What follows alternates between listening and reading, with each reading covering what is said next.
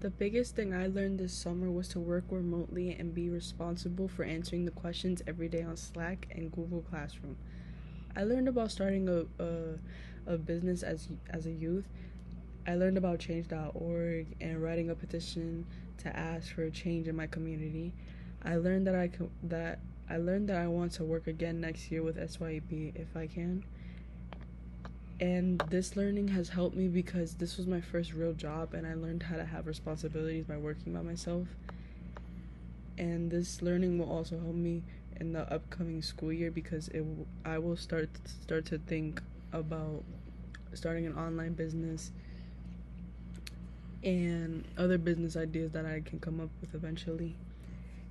And I will know who to call if I have any questions, like about the petition I made for my community.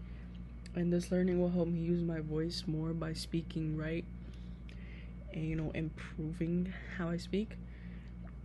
And if I need help with business ideas or if any changes happen because of the petition I created, I will be able to speak with Miss Somia or Jose about the next steps to take.